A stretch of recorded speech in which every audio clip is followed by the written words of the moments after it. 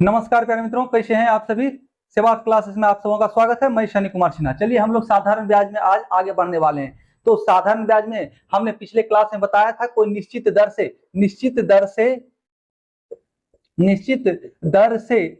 कोई राशि कुछ वर्षों में पी का यानी मूलधन कितना लिखें, इसलिए पी का 2 गुना एन गुना हो जाता है। चलिए एन 1 गुना होता है, ठीक है, गुना होता है। यदि यदि नहीं तो कितने वर्षों में वो में उसी दर से n2 गुना हो जाएगा, ठीक है, n2 गुना हो जाएगा। या तो फिर ऐसा भी हो सकता है कि निश्चित दर से कोई राशि कुछ वर्षों में p का n गुना हो जाता है, या तो कहिए मूलधन का 2 गुना 3 गुना 4 गुना हो जाता है।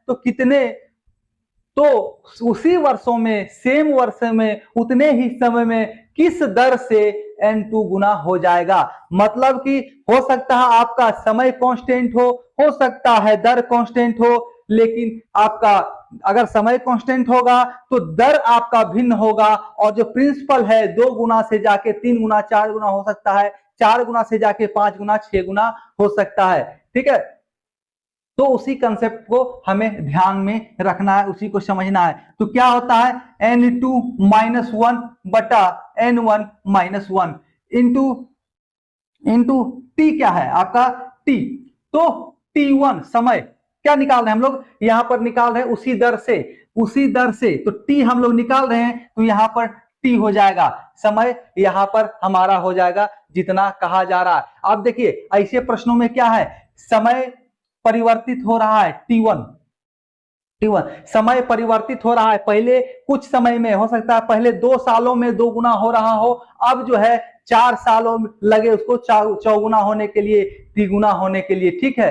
तो आपका T1 जो है उसको हमको मल्टीप्लाई करना है, जो शुरुआती समय जिसमें वो 2 गुना 3 गुना 4 गुना हुआ उसको हमको इसमें मल्टीप्लाई कर देना है, तो हमारा सॉल्यूशन हो जाएगा, ठीक है। तो समझिए एक क्वेश्चन से हम लोग इसको अच्छी तरीके से समझेंगे। कोई धनराशि साधारण ब्याज पर 5 वर्षों में दुगुना हो जाती है, तो वह धनराशि कितने वर्षों में चौगुना हो जाएगा, ठीक है। देखिए समझिए बात को, कहा जा रहा है कि कोई धनराशि यानी हमारा प्रिंसिपल जो है वो प्रिंसिपल क्या हो जा रहा है, तो 2 गुना हो जा रहा है, 2p बन जा रहा है, और प्रिंसिपल हमारा 2p बन जा रहा है। उसके वह धनराशि पूछा जा रहा है कितने वर्षों में चौगुनी हो जाएगी, यानी कि 5 वर्ष में 5 इयर्स इसको लगे 2 गुना होने में, 5 इयर्स इसको लगे 2 गुना होने में, तो ये 4 गुना 4p यानी कि ये कब कितने सालों में बन जाएगा, कितने समय में बन जाएगा। तो इसको समझते हैं हम लोग। देखिए क्या करना है, n2 यानी कि 4p है हमारा, 4p यानी 4 डायरेक्ट कर लेते हैं, जितना गुना दूसरा वाला n2-1 बटा n1 यानी कि पहला जो गुना था n1, तो n2 है -1 इंटू हमारा t1 जो पुराना समय था, यानी ये 5 वर्ष 5, इससे सॉल्यूशन आराम से हो जाएगा, बहुत ही अच्छे तरीके से हो जाएगा। तो यहां से होल एंड सोल 1 आया, 2 में से 1 गया तो 1, और 4 में से 1 गया तो 3 आया, तो 3 गुना 5 15 वर्ष आंसर, यानी कि इसको 4 गुना बनने में इस धन को पूरे 15 साल लग गए, ठीक है। अब हो सकता है यहां पर दर की चर्चा हो, कहे कि निश्चित समय में 5% के दर से ये 2 गुना हो गया हो, तो 4 गुना होने में मतलब उसी समय में 4 गुना किस दर से होगा, ठीक है। तो अलग अलग कंसेप्ट ऐसे प्रश्नों में हो सकते हैं। तो चलिए हमको इसको एग्जाम्पल के थ्रू अच्छे तरीके से समझेंगे, ठीक है ना।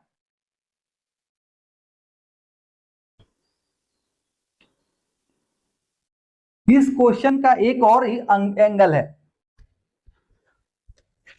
इस क्वेश्चन को एक और एंगल से हम लोग देख सकते हैं, इसको एक और एंगल से हम लोग सॉल्व कर सकते हैं। तो प्रश्न में क्या कह रहा था, कोई धनराशि साधारण ब्याज पर 5 वर्ष में दुगनी हो जाती है तो वो धनराशि कितने वर्षों में चौगुनी हो जाएगी। तो इसको देखिए दूसरा पॉइंट ऑफ व्यू से हल करेंगे। पहला हमने क्या किया, तो n2 माइनस 1 बटा n1 माइनस 1 इंटू T1, ठीक है, जो पुराना समय था, पहला समय था, तो हमने T2 निकाल लिया। इसे निकाला तो 4 माइनस 1 बटा 2 माइनस 1 इंटू 5, ठीक है, तो हमारा 15 आंसर आ गया, 15 वर्ष। अब इसको समझने का अगर हम लोग प्रयास करेंगे, दूसरे एंगल से अगर इसको समझेंगे तो समझिए क्या कह रहा है, 5 वर्ष में कोई धन जो है, ये P जो है ये 2 गुना हो गया, 2P बन गया, ठीक है, 2P बन गया। तो समझना ये है 5 वर्ष में इसने कितनी तरक्की कर ली, 5 वर्ष में इसने कितनी तरक्की कर ली, तो ये पहले से P था और ये अब 2P हो गया, यानी 1P की तरक्की कर ली, यानी कि मूलधन जो है 100% से 200% हो गया, यानी कि 2 गुना हो गया, जो कि 100% वृद्धि है, ये 100% वृद्धि है, यानी कि P से 2P हो गया, यानी 1P की वृद्धि कर ली, यानी 100% और हमारा बढ़ गया, ठीक है। अब पूछा जा रहा है 4 गुना कब हो जाएगा, तो एक देखिए 1 गुना तो स्वयं है ये, बच्चे इसमें क्या करते हैं कभी कभी, देखिए 5 वर्ष में 2 गुना हो रहा है तो 10 वर्ष में चौगुना हो जाएगा, 10 वर्ष में ये चौगुना हो जाएगा, आंसर डायरेक्ट करके निकल जाते हैं, इसको आंसर डायरेक्ट कर देते हैं, 5 वर्ष में 2 गुना हो रहा है, 10 वर्ष में चौगुना होगा, लेकिन ऐसा करना नहीं है, ये आपका फेल्योरेंस हो जाएगा और सवाल जो है गलत हो जाएंगे आपके, ठीक है, सवाल नहीं आंसर गलत हो जाएंगे, सवाल तो सही है। तो आप समझने का प्रयास करें, 5 वर्ष में कोई धन जाकर 2 गुना हो गया, यानी कि जितना था उतना और आगे बढ़ गया। अब चौगुना करना है, अब चौगुना करना है तो हमें बढ़ाना कितना है, P से 3P प्लस करना है। चौगुना करने के लिए क्या करना होगा, तो 3P हमें बढ़ाना होगा। तो ये समझें कि हमें 300% इसको और बढ़ाना होगा, तभी ये धन जो P है ये 4 गुना होगा।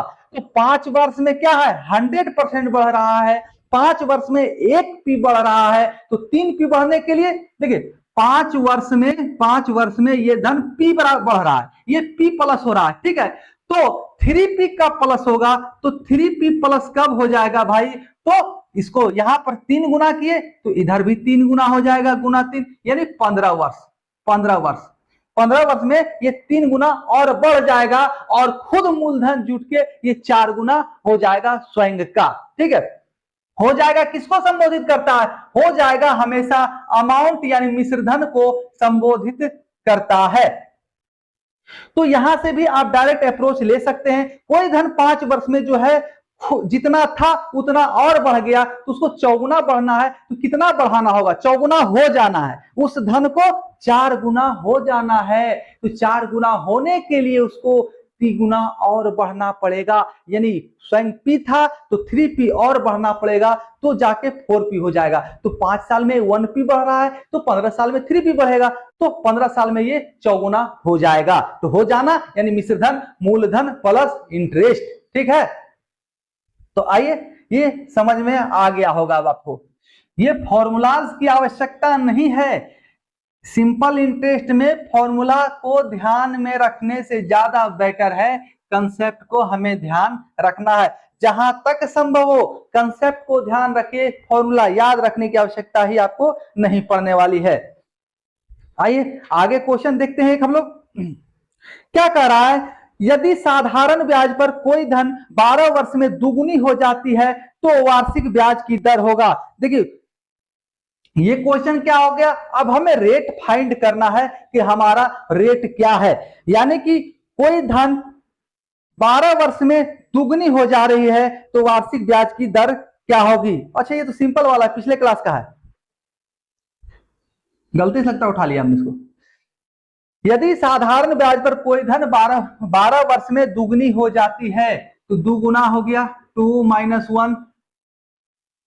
1 इंटू 100 बटा क्या है, तो हमारे सामने समय दिया हुआ है तो T सॉल्व कर लीजिए, CI 25 चौका 100 यानी कि 8.1/3% आंसर 8.1/3% है ना, ऑप्शन नंबर सी।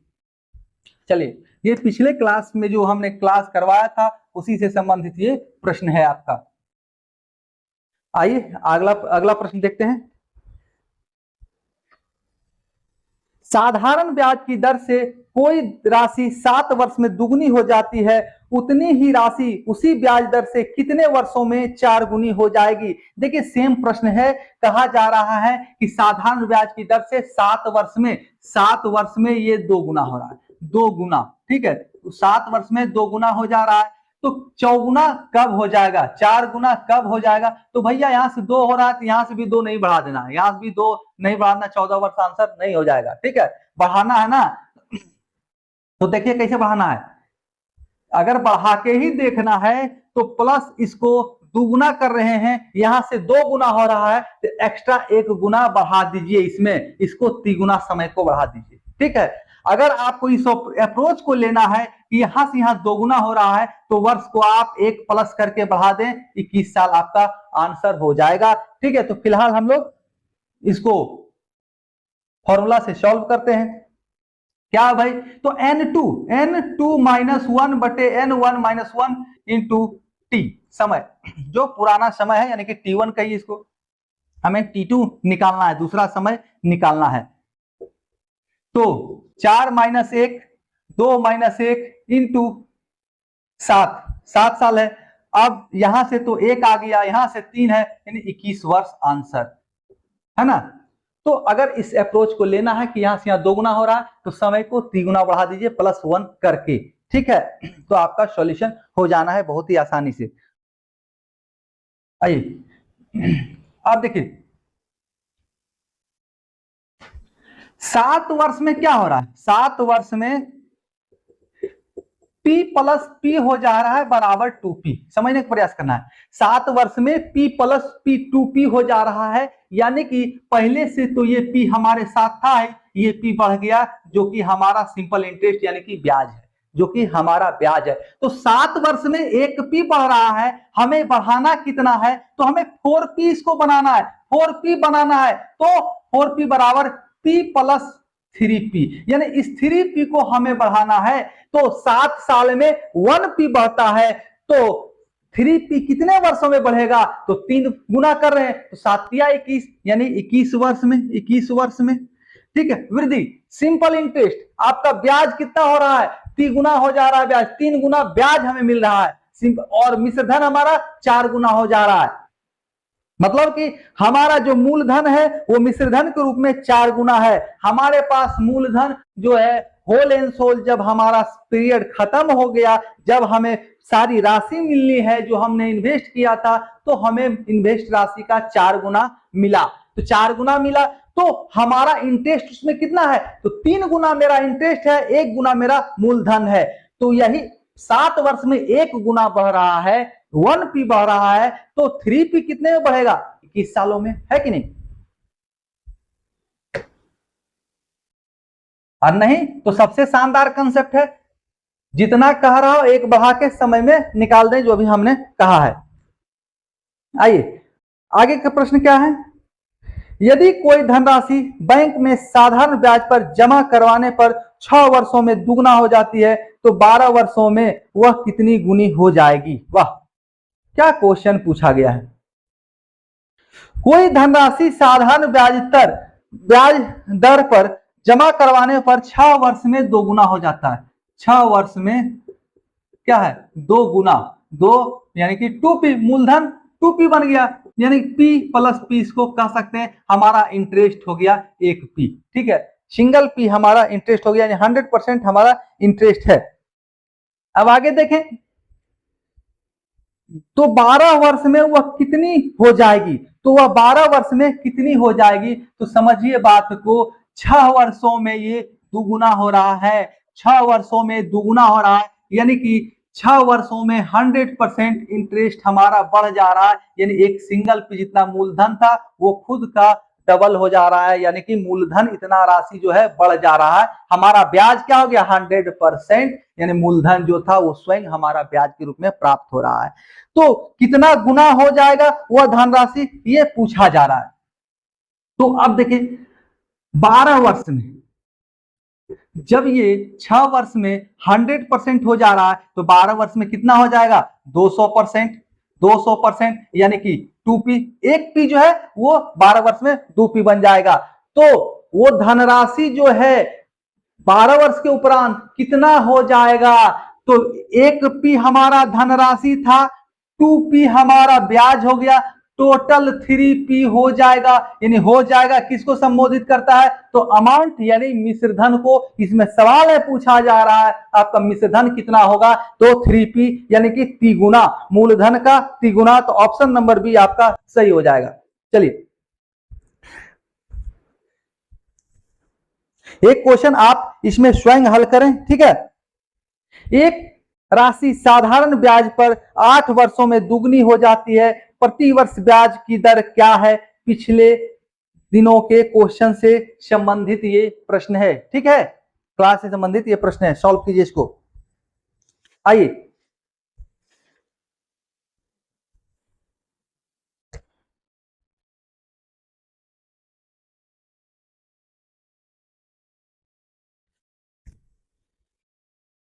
अब देखिए एक नए कंसेप्ट की ओर हम लोग बढ़ रहे हैं, एक नए कंसेप्ट की ओर हम लोग बढ़ेंगे। तो क्या है वो कंसेप्ट भाई,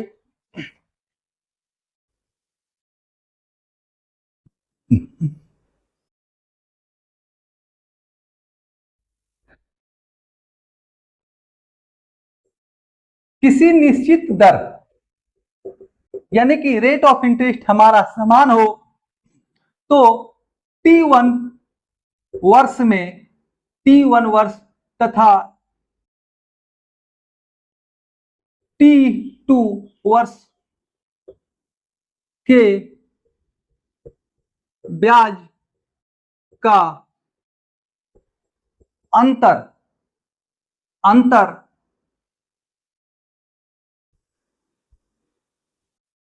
आई है तो P ज्ञात करें, ठीक है। देखिए कहा जा रहा है किसी निश्चित दर पर T1 वर्ष में यानी कि 2 वर्ष 3 वर्ष में तथा T2 वर्ष यानी कि 4 वर्ष 5 वर्ष यानी दोनों समय अंतर हो, दर आपका निश्चित हो, तो ब्याज दर का अंतर आई है यानी इंटरेस्ट जो है DI, difference of interest I लिखते हैं, आई है तो P ज्ञात करें। यारा हमारा यानी कि हमारा मूलधन क्या होगा, चलिए इसको DI लिख देते हैं, डिफरेंस ऑफ इंटरेस्ट, ठीक है। तो देखिए हमें निकालना क्या है P, हमें निकालना क्या है P।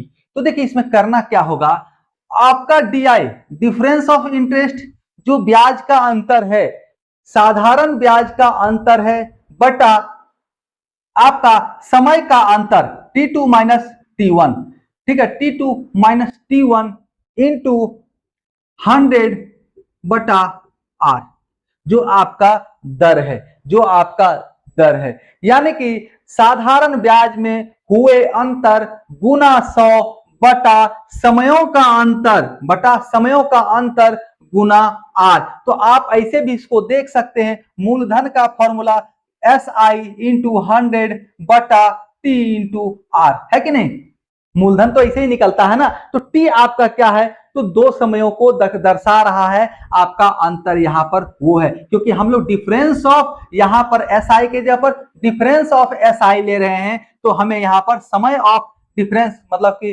समय का अंतर लेना होगा, इस T के जगह पर दोनों समय का अंतर, ठीक है। अब क्या है, यही हो जाए आपका सेकेंड, किसी निश्चित समय में, निश्चित समय पर R1 तथा R2 के दर से SI का अंतर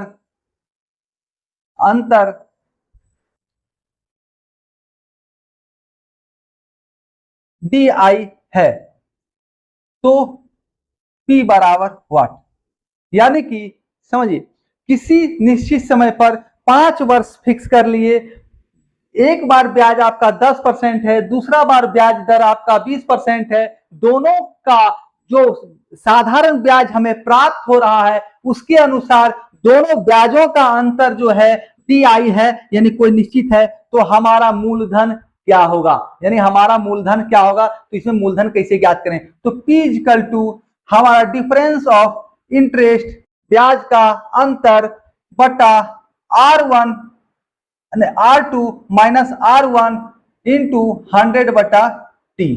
देखिए P का फॉर्मूला क्या हुआ, P का फॉर्मूला क्या होता है भाई, तो SI जो यहां लिखा है इंटू 100/T इंटू R। अब देखिए हमने यहां पर SI लिया है जब हमारे पास एक ब्याज हो, साधारण ब्याज की सिर्फ कल्पना कर रहे हो, जब साधारण ब्याज हो हमारे पास, लेकिन यहां पर साधारण ब्याज नहीं है, दो साधारण ब्याज हैं और उसका अंतर दिया हुआ है, दो साधारण ब्याज का अंतर हमें दिया हुआ है, तो दो दर भी दिए हुए हैं, हमारे पास दो रेट ऑफ इंटरेस्ट भी है, तो दो रेट ऑफ इंटरेस्ट, तो हमने यहां पर रेट ऑफ इंटरेस्ट से भाग दिया क्योंकि हमें सिंपल इंटरेस्ट पता था, तो यहां पर हमें ब्याज का अंतर पता है, तो हमें दिया हुआ भी है दरों का अंतर, तो दोनों को आपस में भागा करेंगे और गुना 100/T, जो मूलधन निकालने का प्रॉपर फॉर्मूला है उसी को ये फॉलो करता है। देखिए PRT/100 इक्वल टू SI, जो फॉर्मूला है साधारण ब्याज का मूलधन गुना दर गुना समय बटा 100, यही फॉर्मूला हर जगह लगेगा, थोड़ा सा कंसेप्ट इधर से उधर होना है, बाकी कुछ नहीं है, सेम है, ठीक है। तो देखिए ऐसे प्रश्नों को हम लोग कैसे डील करने वाले हैं।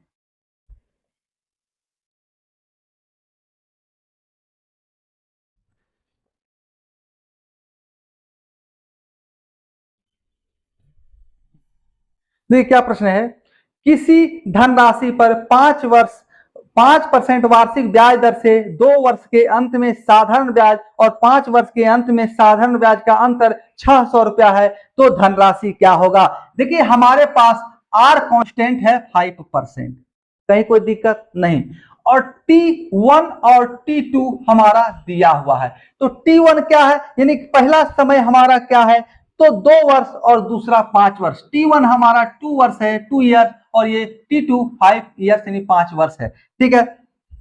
अब डिफरेंस ऑफ आई, ब्याज का अंतर, साधारण ब्याज का अंतर हमारे सामने दिया हुआ है 600 रुपया, 600, ठीक है।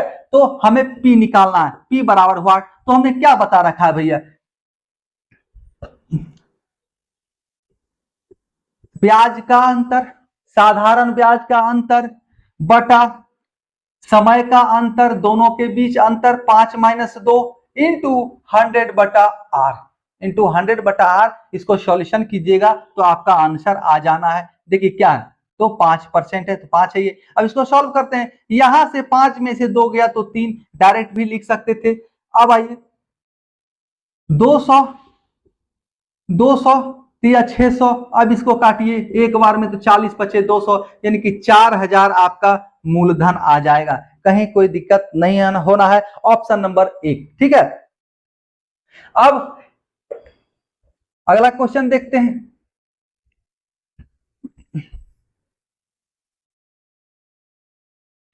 आगे क्वेश्चन क्या कह रहा है, साधारण ब्याज की, अगला क्वेश्चन देखिए क्या कह रहा है, साधारण ब्याज की वार्षिक दर से 10%, साधारण ब्याज की वार्षिक दर 10% से 12.5% हो जाने पर किसी व्यक्ति की वार्षिक आय 1250 रुपए बढ़ जाती है, उसका मूलधन क्या है। एक निश्चित राशि जो है वो P इन्वेस्ट किया, ठीक है, उसका रेट ऑफ इंटरेस्ट क्या हो रहा है ना, R1 पहले 10% था, ये बढ़ गया, ये R2 बन गया और ये जाके 12.5% बढ़ गया, तो क्या हो रहा है, जो इस अनुसार आपको R1 के अनुसार जो ब्याज मिल रहा था उसके अनुपात में जो है ब्याज का अंतर जो है आपका क्या हो रहा है, 1250 रुपया बढ़ जा रहा है, यानी कि 1250 रुपया ज्यादा मिल रहा है पहले की तुलना में, यानी कि दोनों के द्वारा ब्याज का अंतर जो ये आ गया, तो उसका मूलधन क्या है, तो यहां वार्षिक आय कहा जा रहा है, तो आपका टाइम जो है 1 वर्ष के लिए फिक्स किया गया है, 1 वर्ष की ही परिकल्पना करके इसको सॉल्व किया जाना है। तो देखिए क्या है, डी आई ब्याज का अंतर होता है फॉर्मूला बटा दोनों दरों का अंतर, तो 12.1/2% माइनस 10% इंटू 100 बटा टी। देखिए ब्याज गुना 100 बटे दर गुना समय, तो समय 1 साल है। ठीक है, इसको सॉल्व करते हैं, आंसर हमारा खुद ब खुद आ जाएगा। तो 1250 भागा अढ़ाई 2.5 इंटू 100 है कि नहीं। 12.5 में से 10 चला जाएगा तो 2.5 बचेगा ना भैया, तो 1 0 यहाँ दशमलव हटाते हैं तो इधर आ जाएगा, और 25 बचे 125 यानी 50, यानी कि 50,000 आपका जो है मूलधन हो जाएगा। जो आपका मूलधन है वो 50% 50,000 है, ऑप्शन नंबर ए।